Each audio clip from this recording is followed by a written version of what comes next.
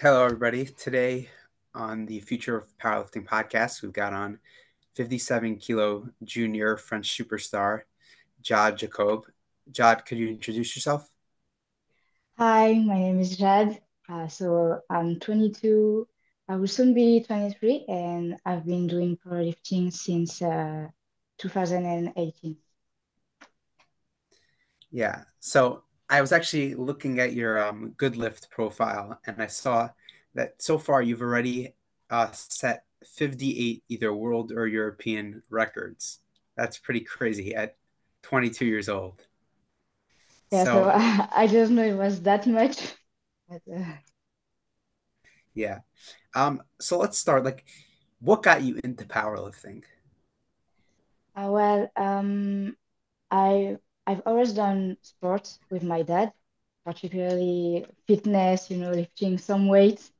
And we were looking for a new gym with him and my brothers, and we went to my actual club. So it's like the the gym of the how can I say that? The gym of the city uses for, scholars, high schoolers, and we tried it. And the president of my club, he saw me squat, and he told me to maybe try a competition. At first, I didn't want to because I had no idea powerlifting even existed, and I didn't think I was strong enough. But then I tried, and since my first competition, I'm in love with this sport. Do you Yeah, remember so what, that sounds cool. sorry, do you remember what you were Yeah. squatting then for him to like be like, wow, you should compete? But it was not that much. It was 80 kilos, and I was doing like 4 reps. It was not even a full range. Like I didn't even had the full depth, but yes, it was not that much. But at the time, I was really like I did not weigh 57 kilos. I was around 42 kilos, so Oh, wow. maybe that was the reason. But yes, Oh wow. So you started basically in like the lowest weight class and then like worked your way up to 57. Yeah, that's that's right. cool. So you got into it in like 2018 you said. So 2018 is like I mean now France obviously is known as like one of the top countries and definitely on the women's side it's like a battle between France and the US for like number 1. Yeah. And it's growing everywhere. Like we've just seen at all international competitions, worlds, Euros, everything. We've seen France like dominate for sure on like the women's and junior sides. And it's growing. But when you got in, it was much smaller. Like I don't know, there might have been like one world champion, but I don't think there might have been either a zero or one world champion on the women's side. Then now we have like tons. Yeah, I would say what really helped powerlifting grow in France was the lockdown in 2020. So during that period, uh, everybody was looking for, home gyms, uh, ways to train at home. And I don't know why, but when lockdown got lifted, it's like that sport exploded. And the fact that, Leah and Pana during that time, they also did a lot of videos with some YouTubers, things like that, that made the sport blow up. Yeah, that's so Right. interesting because I even remember during lockdown, that was kind of when, at least on like the American side, like the French were really gaining traction on social media because I remember Yeah, videos of like Leah squatting like in her apartment because you couldn't go to a gym to train. And even like Noemi like deadlifting, like those were kind of like going viral on social media. So it's kind of interesting that the like a complete shutdown would like spiral into what it is now. Yeah. before lockdown, a small local meet would have maybe 20, 30 competitors. After lockdown, I remember the first local meet I went to, I was really surprised because there were 80. and that was the first time I ever saw that for it's not even a regional meet, just a very small local meet, and it lasted all day, 80 competitors, and since then it's just growing and growing. Wow. So are you like I know Panna and Leah and like some others, I think Coco, um, like they're all involved, like they're coaching and running meets. Are you involved in powerlifting there in France on that side? Like do you run meets or coach or like are you involved at all? Well, I'm a national referee since last year, so and I love to be a referee. Um, and besides that, I also help with my club. We organize two meets a year, and I'm in school to be a powerlifter coach. I do not have my diploma yet, but I coach some girls just in my club to just to try. They know I don't have my diploma yet, but yes, I'm trying. So that's an interesting concept because like in we don't have like a powerlifting coaching degree. Like that's not like generally most of the powerlifting coaches just they're involved in powerlifting and they start coaching. But Yeah, there's an well, actually that's not. degree. No, that's not a powerlifting degree. It's just a degree you have to have to legally coach someone, but it's not just for powerlifting. It's powerlifting and some weightlifting and just fitness. So uh, we still talk about powerlifting, but the focus is not on that. Okay. I was like trying to think like if you're in school, like what teacher is going to start teaching you about powerlifting that you don't know? Yeah, so that's they know me, they know that I'm already a powerlifter, so I already know things like racing, things like that. But they still can teach me about weightlifting, for example. So yeah. So you mentioned like that you have like all these clubs. So I'm not so familiar with that because like on the American side and I think a lot of other countries, like there isn't really powerlifting clubs. It's just like people lift, they find a gym, but like there's no like specific club. So could you explain a little bit like how the clubs work in France? Okay, I'm gonna try to explain it with my English, but so you have the federation, the French federation, and let's say a club, it's like a sport association. So it's with most of the time um, people who they are not paid, but they love the sport, and so they handle a gym. They buy powerlifting equipment, and when people like me, for example, come try their equipment, they talk to them about the sport, and when they find someone who likes it, like me, they're going to ask you if you want to buy a license. So you have to be licensed in the federation to compete. You can either choose to have a individual license, so just me, no club, it's just me lifting, or you can choose to attach yourself to a sport association, so a club. And that means that when you lift, it's like you are under their name. So, for example, my club, its name is USCOV in French. And so when you see me at nationals, on my t-shirt, there's USCOV written here. And that means that you're not alone in your gym. You have all these other powerlifters who know the sport and who support you. And when you, for example, when I go to nationals, we all go in groups.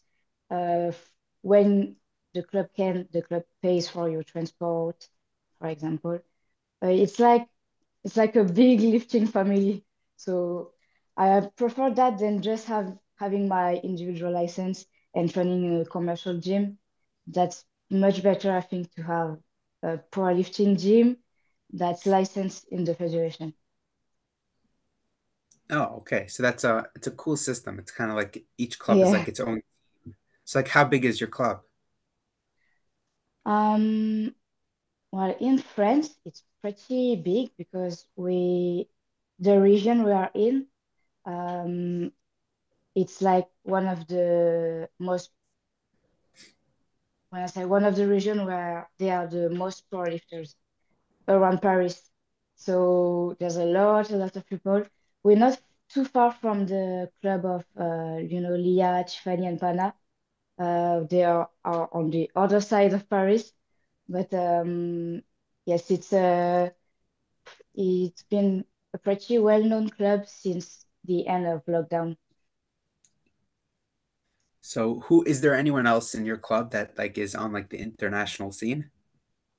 Well, at Euros you had Stanley Audin, so it's my coach, and he's the strongest powerlifter in France right now. So he has the heaviest squat record, the heaviest deadlift, and the heaviest row total in France. He was third at Euros, and you also have Richmond Biden, if you it's a junior lifter, and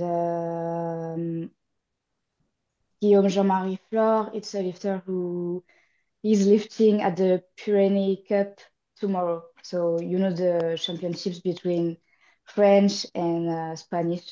So he's going to be lifting tomorrow. Okay, that's cool. Yeah, I like this whole the club system. Yes, then when you go to nationals, you have like your club versus their club. It's like a little bit of a team Yeah, it's spirit. a good spirit. Like, is Yeah. it like mostly everyone who competes in France, like maybe like 90% of people are in a club rather than just Yes, individual? Okay, cool. Because like yes, in the US, mostly it's like you have teams in the sense of like, oh, you're all under a coach's name, for instance, like Flex or someone else. yeah, I But the see. yeah, like the only sort of clubs we have is like college clubs. But other than that, it's not like as big of a scene as it is in France. So that's kind of cool. Like it puts like a big emphasis on like the team factor. Yeah, and you have a better access to, equipment and Mhm. coaches. For example, in my club, you have at least 5 coaches. So for newcomers, it's easy um, to find someone who can help you because when you start alone in a commercial gym, that can be complicated, with the Mhm. equipment. How do you go to your meets? Do you know how to register to do your meet? And your club can do that for you. They can help you, teach you. So that's Yeah. better. Yeah. Cool. Okay, so yeah, sounds cool. So going into your actual experience, so you got in early and then uh France boomed after the lockdown. So then like I would say, I mean, you did other internationals before, but like your first like the first huge meet that you did where like everyone's like, "Wait, who is this?" is when you battled at Worlds in 2022. So tell us a little Yeah. bit about that. So that was my first meet as an open lifter. And we I I was aware that the open class was uh, a lot more there was a lot more competition than just in junior. My coach, he told me that's not going to be as easy as it was when you're against junior lifters, and we decided to try it anyway. So at first, I didn't even think I could get on the podium. My goal was to try to maybe take the squat world record. At the time, I think it was 178, I think. I'm not sure. But prep with squat was not that great. And we ended up not taking the squat world record, but battling against Joy and finishing second. And so I was really, really not expecting that. Honestly, I didn't even think I could get on the podium. That was an incredible experience for me. Yeah, I mean that was like I remember watching that and that was like crazy. Meaning You totaled, I think it was 480, and she told 480.5, like she pulled for the win. Yeah. Yeah, so it was like, right, coming in, I remember like obviously like everyone knew Joy. She was already like a world champion in multiple weight classes. There's Bobby Butters, who I think she was the one who had the squat record, I believe. I forget who Yes. else was who else was in the class, but there was I'm trying to There's think Maria from T. Spain. Oh, Maria Um, T. Oh, right. yes. Maria T. Right. The Canadian. Yeah, Yes. I forgot about her. So right, she was also there, and was there an American? No, I don't think so. I think that was right after Americans got like kicked out of the IPF. There were supposed to be Nat Richards and um, Celine Crum, but they couldn't come in the end. I think. Right. I'm not sure.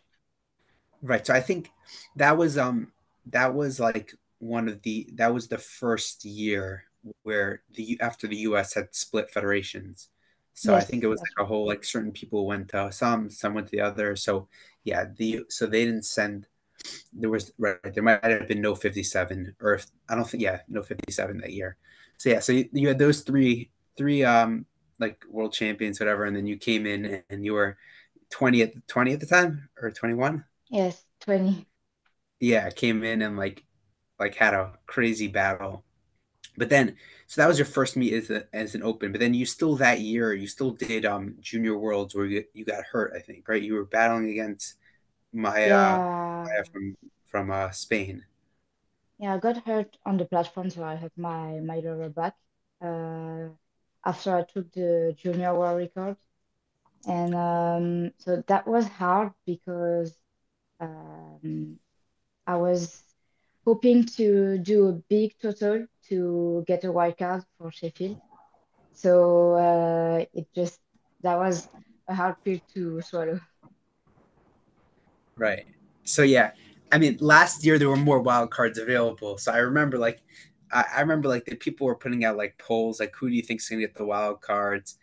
And like everyone, like at least me, like most people were like everyone was saying like Jad, and everyone was saying like um Agata, because those were like the two big battles that year. Like both of them the same thing. Both of them like two like young lifters, their first open worlds, and both of them like lost on like the final pull. So like I was pretty sure you were gonna get a wild card either way. But like I understand you wanted to like break the record at junior worlds and like give yourself that for sure wild card. Yeah, But then you did so do that at Euros. You then broke the record. yeah, because from the I I never realized how much people are involved in those matches, you know. So I know that I want to have a rematch against Joy. Everybody's telling me, don't worry, you might get a white card because everybody wants to see the rematch. But in my head, it's I'm not sure. Like, are people really interested in that? Like, interested enough for me to have that white card? And in any case, I was thinking they saw me get hurt on the platform. So maybe they're gonna think a workout is not a good idea because she's hurt. She can't do much now. So that's why we decided to do Euros to show them that I'm back. I can lift a lot. And before Euros, Joy did the Arnold, and Mhm. she set the world record like 15 kilos higher than it was before. And so that was another thing that got that made it harder for me. So we had a big goal at Euros. We wanted to do 500 at least. In my head, I was thinking if I don't reach 500, they're not going to take me seriously. They're not going to give me a wild card. And the the coaches secured for me the world record, the unofficial, no, the world record. Mhm. But since I missed 500, I was still not sure I was gonna get a wild card. Yeah, so that's interesting. So, I remember last year, like the wild cards weren't officially announced until like very late, Yeah. until like I forget what month, but It like was maybe like like December December, January. because Euros Yeah, was like end of November. And then even like Yeah, Carlina got it and she did Commonwealths, like, and I think it was December too. yeah. So when did you actually find out you were getting a wild card? Like I assume you found that before they made the announcement, yeah. Before it was like I don't remember exactly, but maybe a month before the announcement. and then So you couldn't tell after anyone. Euros, a few weeks. And how was Uh, training like after you found out versus before? Because you said like you were hoping to get in, but you really like were not certain at all. But then after you find out, like you can't tell any, did you tell like at least like your family?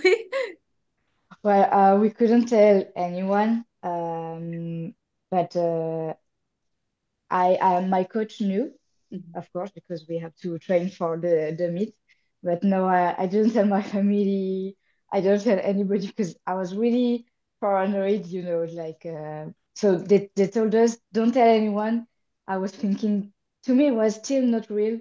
So I was thinking if I say to somebody and I shouldn't, maybe they're gonna take it back or something. I was scared. But it really motivated me because to me it was like a second chance to beat Joy and to prove the world I could do it. right. So then so then you went to Sheffield and obviously you had the rematch with Joy and you beat her and took the deadlift world record from like one of the greatest deadlifters like in my opinion ever. So like that was cool. How was that whole how was that meet? How did that go? Like what was your feeling about that? I also think she's one of the best deadlifters in the world. So to be honest, I was expecting a lot more from me at Sheffield. I was expecting a huge total. I didn't reach my goals on that point, but it was such a strange experience for me because the highest level of competition before Sheffield is World Championships. And I already did like two World Championships, I think one or two European Championships. So I was expecting Sheffield to be kind of the same, maybe with more people watching. But Sheffield is absolutely not the same thing as a World Championships. It's a whole new experience, and I was clearly not ready for that. You know, it was really it's like a concert, lights everywhere, loud music. The public is was so much bigger than what I was expecting. So I let it I let it affect me, and I missed quite a few lifts. I think I did like maybe 6 out of 9. Yeah, and so that was not my best mix, honestly. I mean, even not your best meet, you still broke the world record total and you beat Joy. So like Yeah. it was still So And placed third overall. So for the story, I was actually hoping going into Sheffield. I was hoping to place first with my coach. So, but I knew that it was gonna be really hard, especially on the female side. It was a really tight match, and so each time I failed a lift, like my first squat and then my bench, I was crying so much because in my head, it's like, okay, so if I'm missing a lift, someone is going to take my place. Now I'm missing a second lift. I'm going even lower in the classement. And I think before the deadlift session, I was placed maybe seventh or sixth or seventh place. And I my coach didn't tell me that. He just told me to put whatever he put on the bar, and he put the right number because it got me from seventh place to third. So that was really a save because yeah, with my anxiousness, uh, it was a bad start. But I was glad when it was over because I still got that deadlift record. like you said, and it was the deadlift I needed to beat Joy. Yeah. So speaking, you said you wanted to do first. What are your thoughts on like the whole way like Sheffield is scored? Because like I know last year, by Sheffield, by GL points, like Amanda Lawrence had the highest GL points, and she only came Yeah. in fourth because obviously since it goes by breaking records, it just depends on like your weight class. Like for example, last year, like at least I knew, I think a lot of people knew that the class that had the big advantage was 52s because the world record was like very low comparatively. So like Yeah. everyone knew that like if I personally thought Noemi was going to win because I didn't know Evie was doing 52. So I thought like if Noemi hits like a 20 kilo PR, which she did, then like that's gonna be such a high percentage over the world record that like it would be really impossible for anyone to beat. So and then like this year, for example, this year, like everyone knows that like the class that has the big advantage is the 69s because Yes. the record's even lower than the 63s. So it's like a weird thing where like this year you can like hit let's just say 530 and that would give you by far the highest GL score ever. Like I think that would be like a something like a 124, 120, something like that, which would give you like a few points higher than anyone else. But somebody else in a different weight class could maybe GL like 119 and still win. So what are your thoughts on that? Well, I think it's an interesting idea. You know, it's a lot more spectacular to break world records. For the public, I think it's more interesting to watch. Uh, it's it's like a better show, I think, to say we have to break world records, they're gonna break world records. Because with the GL points, if you're just watching, if you're not like if you don't have your calculator in front of you, it's not the same thing. But I agree that I think it's kind of unfair for people who have the like totals who are much bigger than ours. Like for example, the under 84 class. The total is so huge to make a good percentage of it. It's a lot harder than it's going to be for me or for the 69s, for example.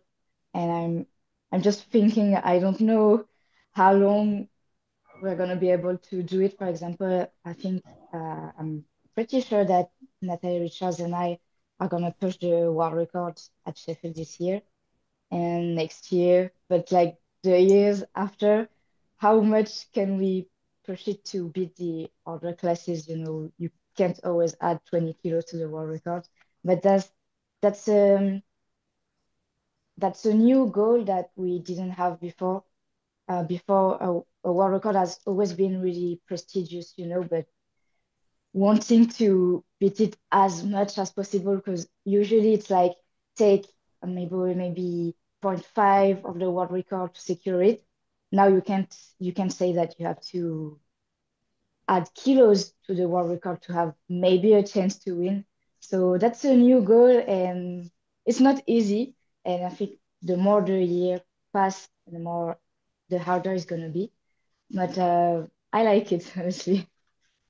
Okay, so before we get too much into this year's Sheffield, so like we were speaking of last year when so you rematch with Joy and you win.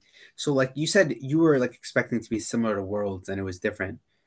What do you view as like the bigger meet? Like which one to you means more to win, Sheffield or Worlds? Well, definitely Sheffield. Uh, Honestly, to me, I'm still honored to go to World Championships, but Sheffield, it's like another dimension. It's like you're not the same lifter, and just the fact that we're only 12, like only 12 women, and I'm alongside all of the other champions. I didn't even win World Championships this year, but I'm going to be with all of the women who won them, their class. So it's like the elite of the elite, you know, it's even higher for me. But I'm gonna say that this year, it's like I learned my lesson from last year.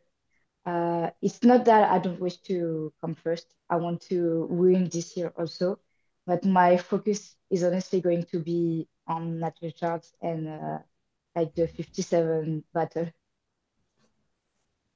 Okay.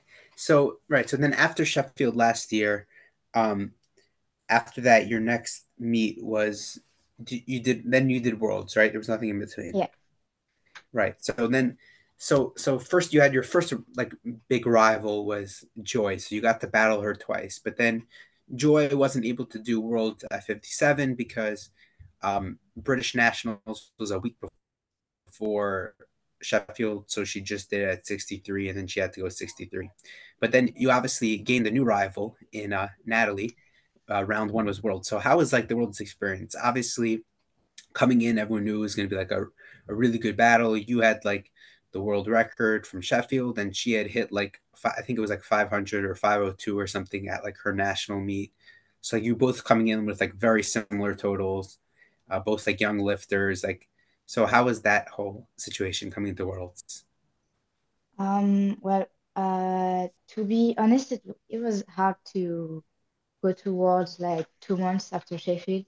Uh, to me, it was quick, and I didn't.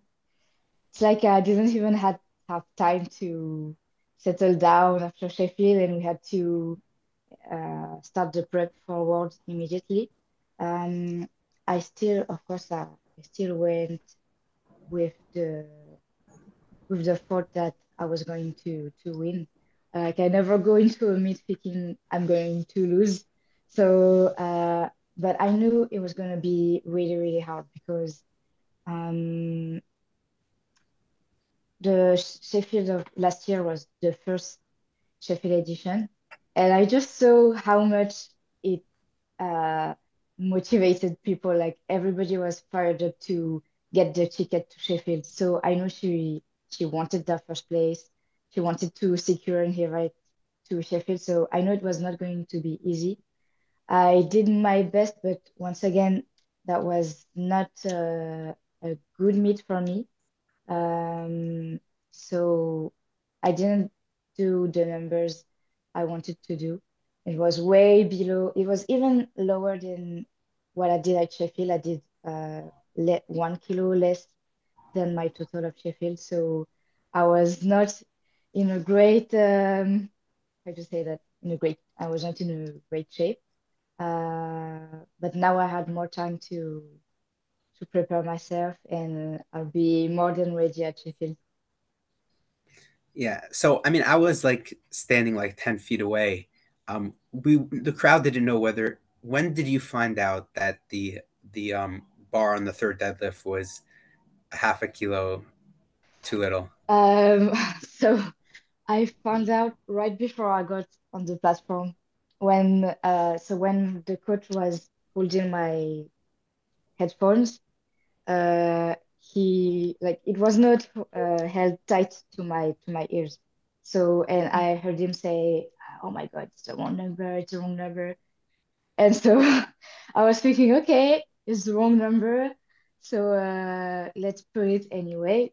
That's why you can see me scream before going onto the platform, to hype myself up. I never scream before a lift. That's not me usually, but I needed it to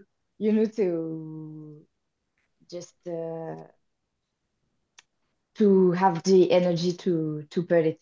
I wanted to at least do it to show that I was capable. So of course it's not even a weight that scared me, but I don't know what happened.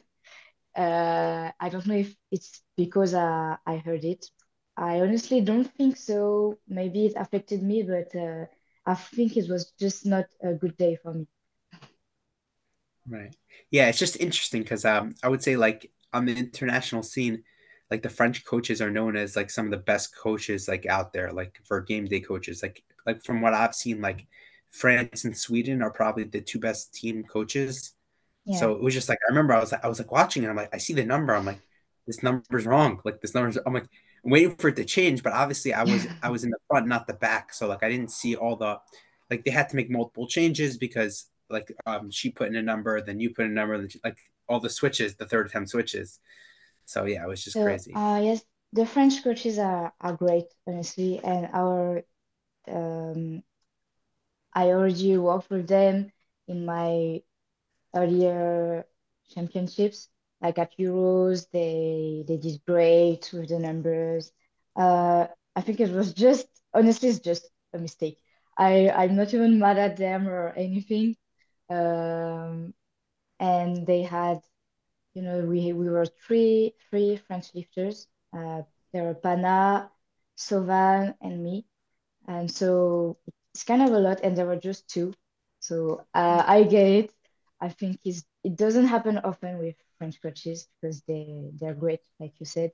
But now we have more staff on the national team, so I don't think it's something that will happen again. So speaking of more staff, I'm not sure how it works there. Like in France, like is your personal coach able to be there in the back room as well, or it's just the team coaches? No, just the team coaches. So your personal coach is not allowed, and they talk with him to know a bit about your prep, the numbers you want to hit, how it went during the picking, but he's not allowed in the back, and that's also one of the reasons why I love Sheffield because you can have your personal coach. So I love the coaches of the French team, but honestly, I think there's nothing better than my coach to be with me on this meet since you need a much more personal approach for a meet this big because it really got into my head, how big Sheffield is. So the fact that I had my coach with me, I think it changed a lot. Right. So also, you were saying last year how like it was hard because there was only like 2 months between Sheffield and World. So obviously this time it's better. They moved Sheffield up like a month and a half. So you're gonna Yeah. actually be able to have a full prep for both. So now, right. So now you're coming in and now you get it's like basically the same idea as last year. Now you get another rematch just with a new lifter this time. So like how obviously like I've seen training and training's going like insane. Like obviously the squat world record is I believe Natalie's also like her training's been going well. So I think you're both probably gonna make an attempt at that. And then Yeah. bench is looking good. Like bench is definitely up. Like I mean last year at Sheffield you only benched what was it? Just 92 and a Not half, right? only. Yeah, just No, 92. it's only in terms of like if if she just repeats the 102.5 that she just did, that's 10 Right. when you add 10 kilos on your bench alone, that's like always going to be a huge like Yeah, bench is not that's usually the one that's that you're huge. gaining. Yeah. So and then deadlift Um, is also looking like really well and like obviously you're probably going to make an attempt at the world record there. I mean, it's going to be tough because, like your third deadlift, it's always going to come down to there's going to be three things, right? There's number one is like, do you want to try for the world record straight up for the cash prize and breaking the world record? Then there's number two is you're battling head to head in your weight class with Natalie. So it's like probably you're going to have the last pull. Like just generally, like your pull is a little bit stronger. So it's like, do you want to load the amount to beat Natalie head to head? And then there's third, which is like you're battling against all the other lifters, and yeah. it's like in terms of how much percentage. So that's like, I guess like that's definitely something that you want to have your personal coach in because it's a really tough decision. Like you have to choose which one of the three is the most important, and or like can I pick a number that let's say doesn't do any like a number that's like breaking the world record by let's say like 2 or 3 kilos. So you're loading extra, but Yeah. then you also beat whatever. So that's a very that's a tough decision. So coming in, how you feeling? Like what are your goals Um, for this year, Sheffield? well, honestly, this year I feel better, of course, because I know what to expect. Um, Last year prep was also going good. Not as good as this year, but it was going good. What um, what stopped me was, it was more my mental state. Same thing for words, because I always do big numbers in training, and I can't hit the same numbers most of the time in championships, not because I have to cut weight or not because of the travel or anything. Most of the time, it's just because I get anxious. That's my big problem. So I worked on that a lot for this competition. And I'm more than ready. We did two meets we didn't have to do with my coach. So we did the nationals and girl power.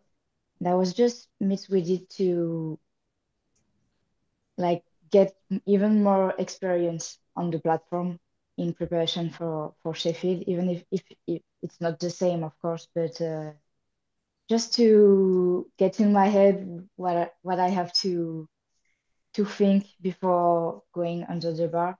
So I feel more than ready, honestly. So this prep is going better than it was last year. I touched the world record more than once in training and on the platform. So last year it was not the case. And for bench, like you said, that's not my movement. Honestly, that's not my strong point. But I have, I know my goal is going to be to not lose any point on this movement. And then I'm ready to pull something huge. Honestly, the deadlift is what hype, hypes me up the most. And last year before Sheffield, I did 220 for 2 reps. That was like my heaviest pull of the prep. So, and this time we did it like the first week of the picking. So I feel even better, and I'm ready to take my revenge on this movement because I love deadlifts. And my last two meets, like Garper, I lost it on grip, and at Worlds I failed. So I'm ready to take my revenge and pull something huge. As for the numbers, like the records or the match with Nat Richards, honestly, it's going to be my coach's problems. I'm going to let him handle it. I'm just going to pull whatever. Oh, so during competition, your coach doesn't ask you like questions. Your coach just loads in, you go and lift it. He doesn't Most tell of you the the weight. time, yeah, most of the time, yes. He's just Oh, like last year when he asked me how I felt after my second deadlift, and I told him I feel great. You can put whatever. I feel great, and I thought he put on the bar 235. I don't know why, but I was going thinking it was 235, but he put just what I had to put to beat Joy and be third place. So I trust him completely on that. Uh, I'm just, during a meet, you have to think. If I have to think about the numbers, in addition to my lifts and the match against Joy, and my anxiousness, my stress, I I can do that. So I let him handle it. So this prep, have you been like have you gotten any sort of like mental coach to prepare, or do you just feel much more prepared because like I mean you hit 5'11" on the platform at Girl Power, like just under the world record. Um like does that help with your confidence and also just kind of knowing what to expect from last year's Sheffield? Yeah, that helps a lot. The fact that I did those meets, so nationals and girl power, and I don't have any mental coach. Like, to be honest, I'm the type to, if I had a mental coach, I would stress even more because I wouldn't want to disappoint him or something like that. So just knowing, like before, I was kind of in denial. I was thinking, oh, I failed because of this or because of that. But now I just know it's just in my head. Like it's like I'm putting, mm, I'm giving myself a limit. And now that I know it's the problem, I can focus on that. So that's why I focused on doing girl power. And I I know that I'm the type to feel the pressure. I know that everybody's waiting for the rematch against Nat Richards. And I'm trying to not let that get into my head, but just focusing on the weight I need to lift. Now that I know that I won't be surprised by Sheffield's loud music and lights and everything, I can focus on that.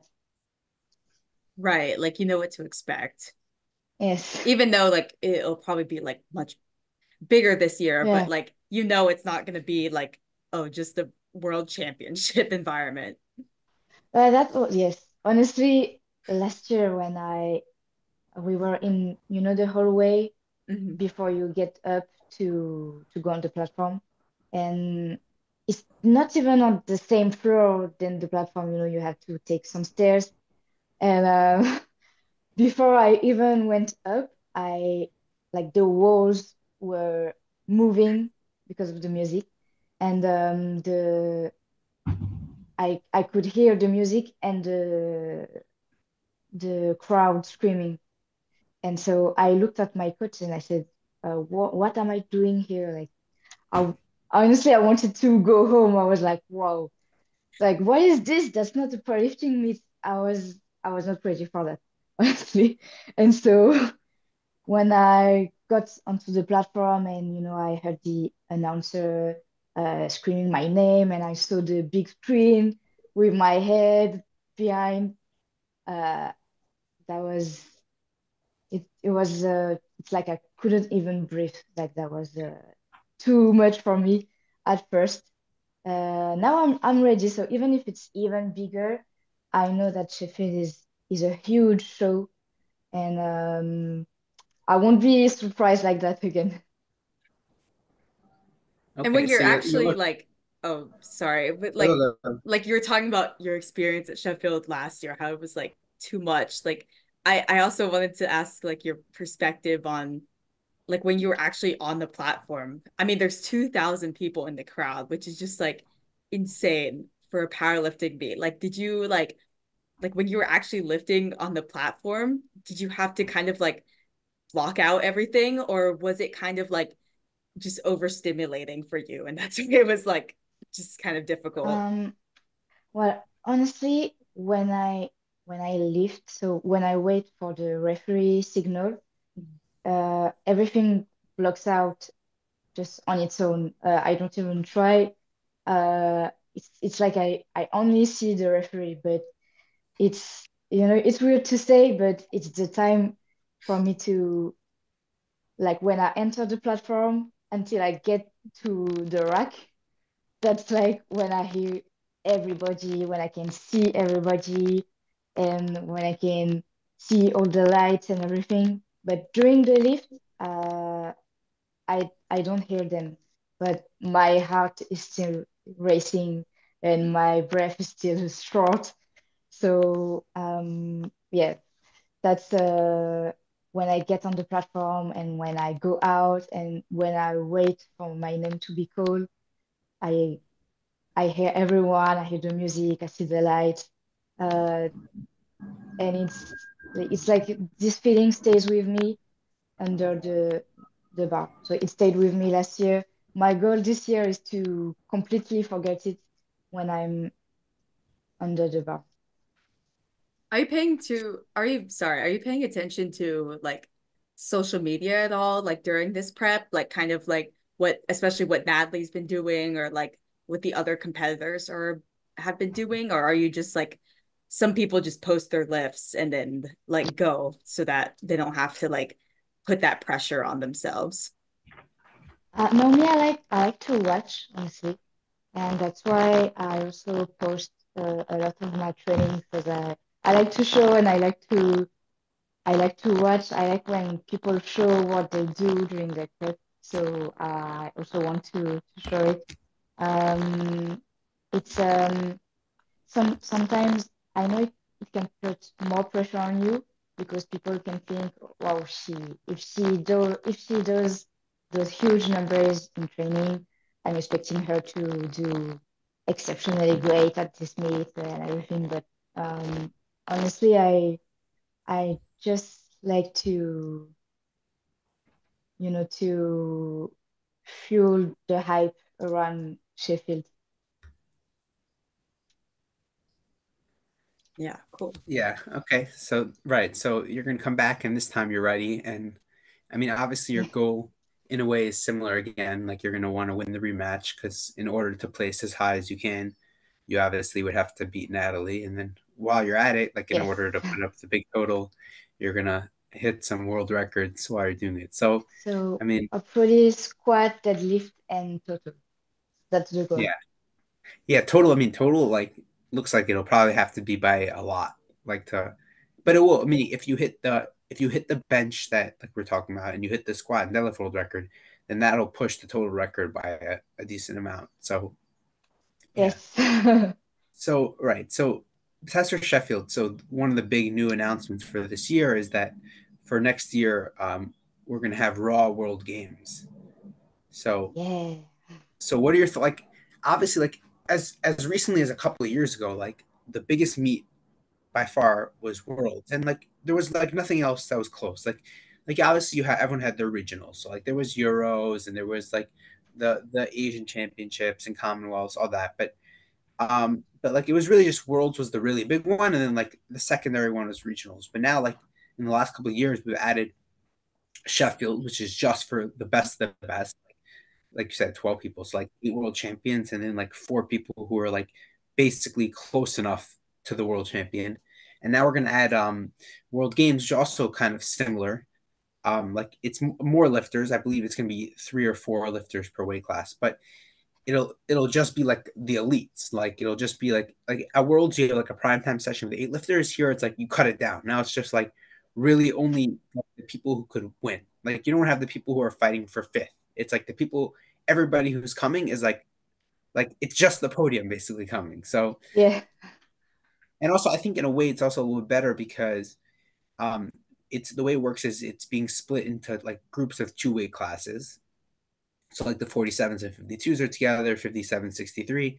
And then within the weight classes, it's based off GL scores. So like you can theoretically, if somebody wants to weigh in a little heavier, a little lighter, like it helps them a little bit.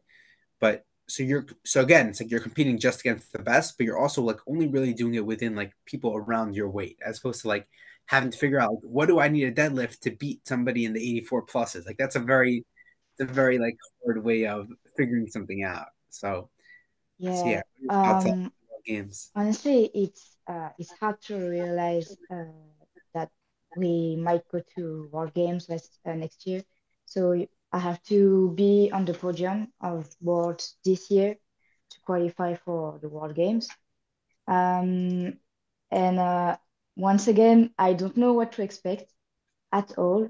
I know the World Games. I know it's a huge championships, and it's in China, if I'm not mistaken. So it's just once again, it's another world. But I will have two Sheffields in my experience bag to go to World Games. So I think I'll be fine. But I'm really excited. Honestly, it's just seeing the sport grow so much in such a little time. Uh, it's like in 2022, I was not even expecting to be on the Open Championships podium, and now I'm talking about going to World Games. And when I will go into World Games, I'm going to win first place again. So that's just like it's moving so fast.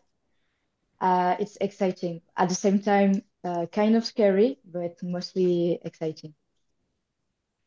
Yeah, so like you're saying, like you didn't 2 years ago, you had did not think any of this was coming, but so I would say for a lifter that's like so young but like so accomplished already, like what are your goals moving forward? Like I don't just mean for this year, like what do you want to like achieve in the sport?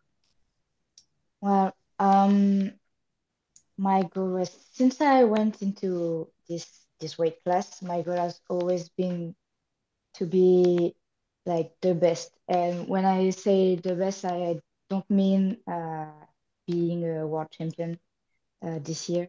So of course I want to win the world championships, but I want to be like how do I say that? I want to be the best 57 like people have ever seen. And I want when I go up because I want to, in the future, go up in the 63 class. I want my record to be untouchable for a few years, and I want people to know I'm the best 57, like not even a discussion, not even a match against someone. No questions asked. I want to be the best, and it's not easy, and I know it's not going to be just it's not going to be done in 1 year. And don't want to be the best for 1 year. I want to be the best for a few years, even when I'm not here anymore. Okay, I think that's a pretty good goal and statement to everybody. You want to be the best and the best by enough that you can become the best in the next weight class while still having That's it. that would. Hey, I mean, there's not many people who are like current world record holders in multiple weight classes at the same time. Yes, So no, there's that's not many. But yeah, I just want to leave something even when I eventually stop.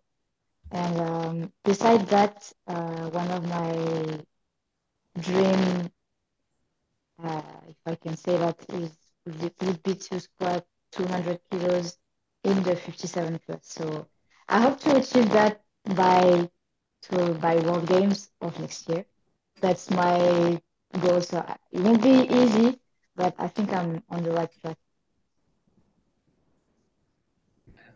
that sounds pretty crazy, but yeah, I mean, the way squat's going, like if you squat like 190s like at Sheffield and then a Yeah. little more 190 something at Worlds and then next year, yeah, that would be a pretty big goal. Okay. Adriana, you have anything? Um, no, I think one thing I wanted to go back to World Games really quick. Um, do you think that the next step for powerlifting is getting into the Olympics? Because like World Games is just one step under. And would that mean anything to you? Yes, I think it's the next step. Honestly, I don't know how quickly we're going to get there, but to me, that would that would mean a lot because most of the time when your sport, if you want to live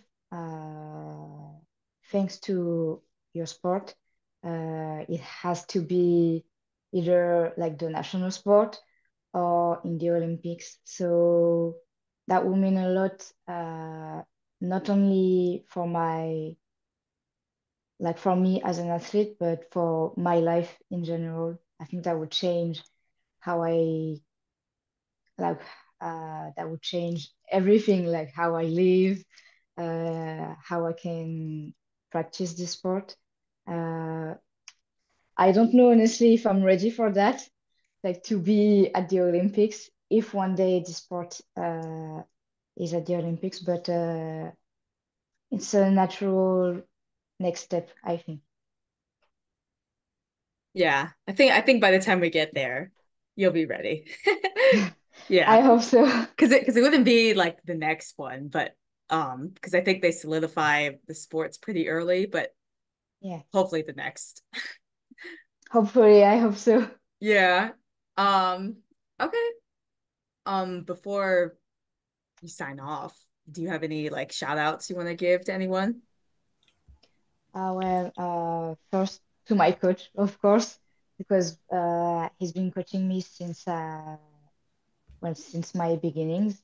So without him, I wouldn't be here. And secondly, I would like to thank my club, Luskov. Like I said, it's honestly just like a family, and they support me through every meet and every year. So thank you to both of them. Wow, thank you to my coach and my club. All right, Any cool. sponsors you want to thank? Well, I'm good. Thank you, SBD, for the Sheffield Championships. Yeah. All right. Oh, you don't have the SBD sponsorship yet.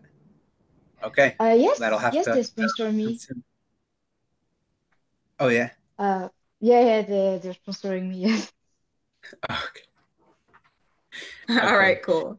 Okay, last thing. Do you have any message to the other women at Sheffield that you're gonna battle with?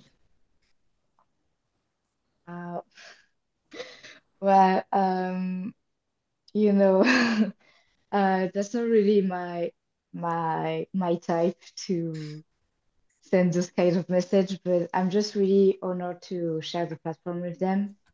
If I have a message to anyone, that would be Natalie Richards. I can't wait to battle with her again, and this time it won't be so easy for her. Awesome. All right. Okay. Thank you for coming on. Thank you. Thank you And for we'll having me. we'll see you at Sheffield. Okay, I can't wait. Thank you.